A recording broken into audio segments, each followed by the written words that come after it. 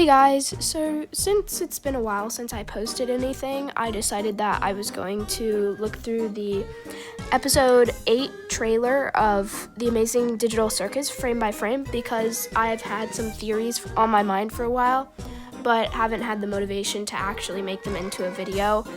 And whenever I say that I called it, I need proof, basically. So essentially, I don't know how long this video is going to be.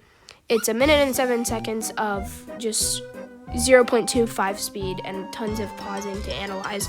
So it's most likely that I'll probably yap a lot.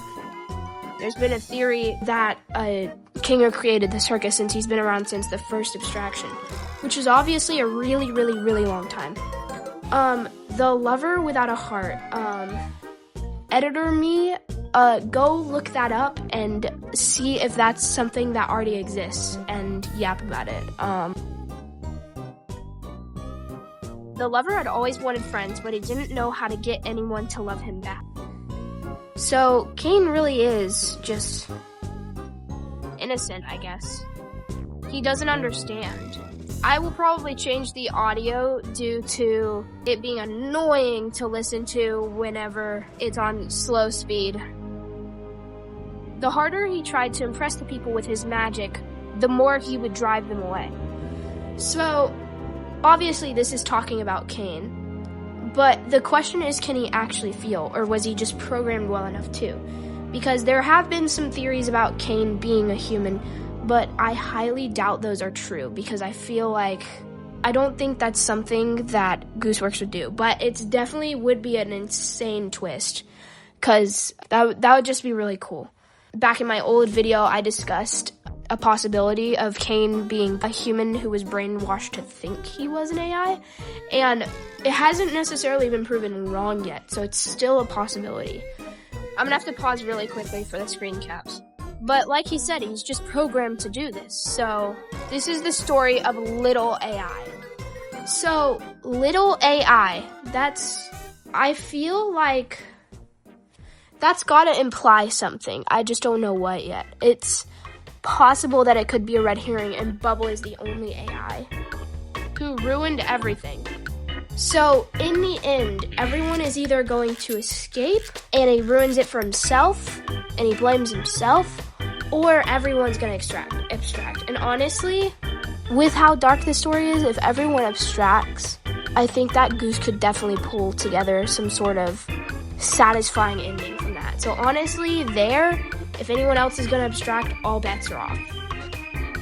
So burning, is that foreshadowing for something? Is it possible that something will burn? Maybe the computer itself, as they're getting out, maybe it burns, or the world of the Amazing Digital Circus? Okay, so Pomni, Ragatha, Cain. He's still excited about everything. There's the couch from the holding breath. So the world is glitching. Cain is still thinking on his desk. So his whole room here, this wasn't fake for the adventure. This was real, which is further shown by the memory that Jax had. If he keeps data of all the memories of the characters, then that means that he could technically use them. Okay, so wires. There were wires in the episode where Pomni was president. I feel like maybe he's trying to edit the game itself. Okay, I'll listen to it with like the full voice on later so that I can hear what he's saying and theorize on that. But there's a lot of bubbles. Why? Oh my god. Okay, so the bubbles from before have turned into portals here, I think. So, and there's the air balloon thingy from when they tried to escape with Abel. This looks like one of the things from his office. There's the admin hand. Is it possible that from their escape, like that part of it was real? Part of it was something you could do. Or he's possibly done this adventure before. A lot of people have been saying that he kept Kinger out of it because he's done that adventure before and he'd know that it was fake. Or that, okay, so we know that Kinger is a dev from the time. Are you just gonna whine every time I talk? So we know Kinger is a dev from the time that he did the butterfly thing for Ragatha to give her back alive. And his obsession with bugs suggests that he was someone there to look for bugs, because I feel like, like bugs in a game, you don't want to have those. And it's been obvious that we've seen these bugs before. And I've seen theories about, obviously, I was someone who firmly believed in the theory that, the mannequin was Abel. And I was really excited when I found that out, but it turns out it was a whole lie. And that was a crazy side hit from Gooseworks, but I still feel like it's a possibility that Abel the mannequin was a red herring for if Kinger is Abel, because I still believe in that theory that there's a reason that Circus keeps glitching. Something is missing, and it's possible that Kinger is actually the creator of the game, or another AI created to be in the game Kane changed the memories of. And I'll try to pull up a clip of it here, but that anime geek girl had a surprising theory on Abel. Those who don't know what I'm talking about, CNA, the company that owns the Digital Circus game in the show, has been theorized for a long time to stand for Cain and Abel. And this was recently confirmed to be true in episode 6, when they show the labels on the gun that say Cain and Abel. And we already know who Cain is, he's the ringmaster. But the question remains on who Abel is. Kinger has been around the longest among all the cast members, and he's been known to be very intelligent when it comes to computer science. 7 years of computer science for this, huh? We know that Cain kills his brother Abel in the Bible. So what would the equivalent of that be in Digital Circus? We know that Cain's motive in the Bible was out of jealousy. So what would Cain have to be jealous of in this world? And also, what would Abel's role be? Well, think about it. Lots of video games need multiple AI to run their system. And for a game as complicated as Digital Circuit, for it to only have one AI doesn't make a lot of sense, especially when he's not always that good at his job. I think there were meant to be two AIs, Cain and Abel. I think Cain was meant to be the programmer, and Abel was supposed to be the processor, basically the idea guy. Cause think about it, Cain's good at programming adventures, but his ideas overall suck. And why is that? Because he can't communicate with the humans properly. Because that wasn't his job. That was Abel's job. Abel was the communication guy. He's the one who would process humans' requests and come up with ideas for different gameplay that would satisfy them. It would be Cain's job to program the games.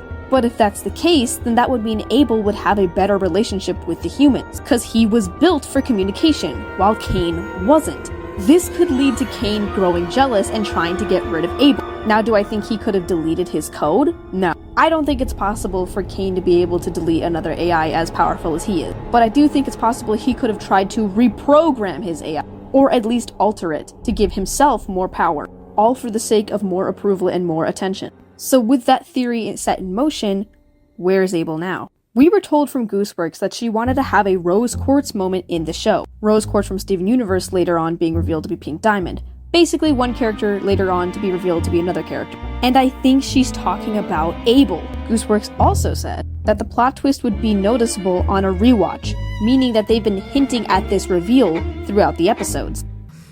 And that theory, I feel like, could but be applied to Kinger, because it talked about how since computers need a hardware and a software and a communicator, that Abel could be the communicator. But I feel like maybe Kinger was doing a better job as an AI, so Cain wiped his memory and caused him to lose his memory during the light.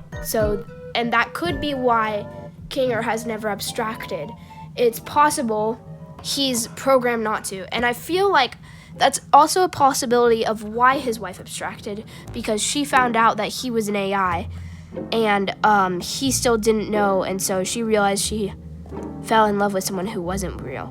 So there's the hot cocoa from the ice episode, so it could be flashbacks. See, there's Ribbit's shadow right there, and that's probably Kaufmo's as well, so it's definitely going to be a flashback for Jack.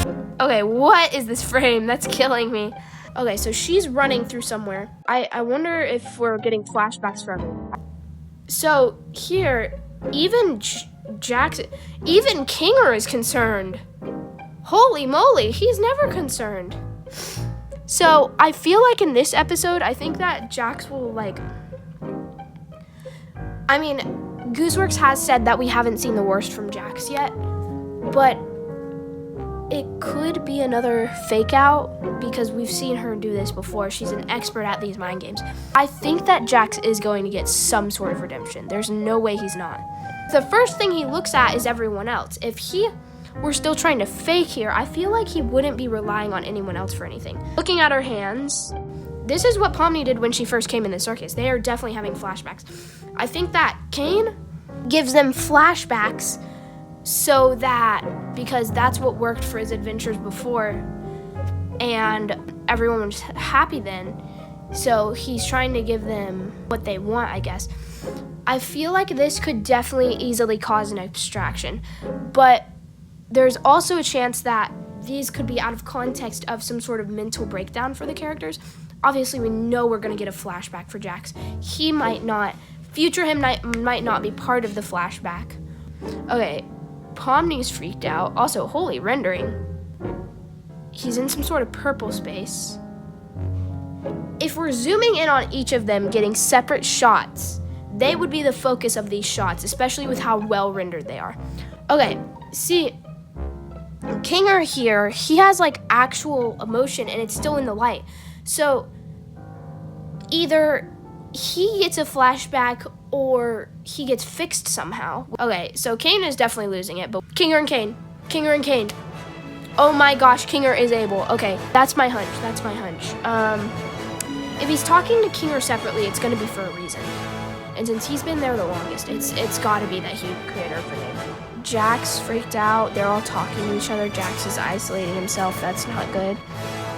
So he's popping all the bubbles, which we saw return into portals earlier, ending their memories so that they don't abstract, possible. Okay, that's Queenie, and that's what I've seen most of the talking about. Because if we can find out how Queenie abstracted, we can find out what it is that's up with Kinger. If he was the creator of the game, if he was another AI to go with Cain, this is the pivotal moment. Okay, see, this area here feels like a programming area of some kind where Cain is working on something. Cain is glitching, and we keep seeing these red and blue flashes. Cain's main color is red, but there's someone blue, I feel like that's his counterpart, that is able. And I will say the closest character to blue is Kinger with his purple cloak. I think it's entirely possible that Kinger is related to Cain in some way. And the thing is, there's like a parallel here that Kinger's wife wore a red coat. See, he's glitching. Is he going to abstract? Is Cain going to be the one that abstracts? He's watching them do something. If he's bringing popcorn and stuff, he uses a zipper on them. He said that he can't alter them or their appearances. Him and Kinger are going somewhere together. This means something. This reminds me of the graphics from the first episode where we're introduced to the game. And it also sort of reminds me of how Zubul looks and the Gloinks. I think this is going to be connected to Zubul. A blue-themed desk, blue and green. Those colors seem important. Is Bubble important to this? Oh, that's a good look from Pomni, which means surprise, maybe? Maybe he's trying to give him a glimpse to the outside world. Hold up. Okay, let's go through that slowly.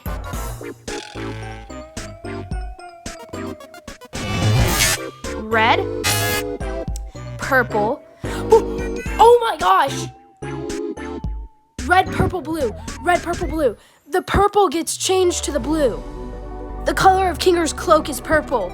And blue was the other thing I was talking about, the color opposite to Cain. Oh my gosh, Kinger's got something to do with Cain. There's the white, okay. Kinger's got to be connected to Cain in some way. There's no way he's not. Something is going to happen. He was a dev in the game. I think Kinger is the creator of the game. Or he's another AI. That's insane. Okay. So if there's nothing else here, I'm going to watch this on normal speed now, which will hopefully be much faster, and analyze everything voice-wise.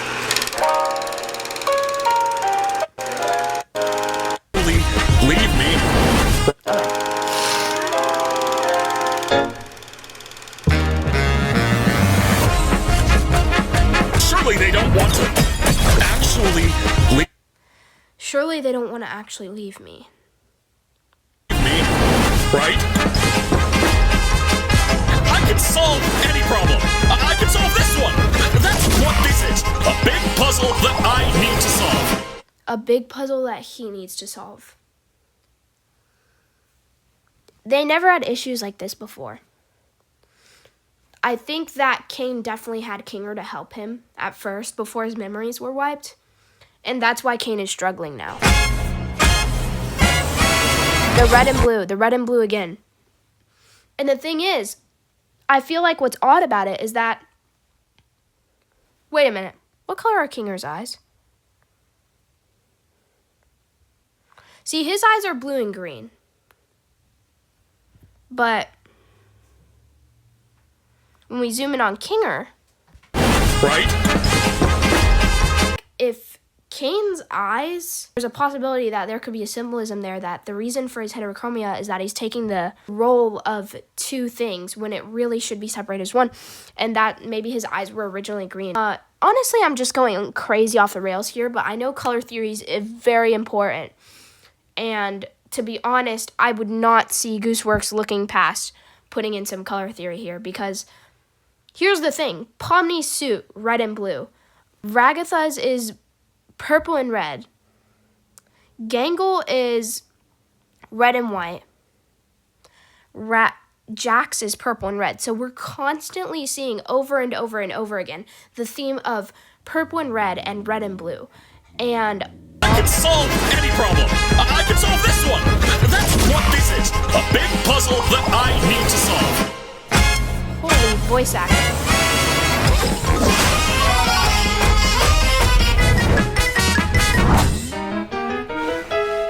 Let's get this show on the road!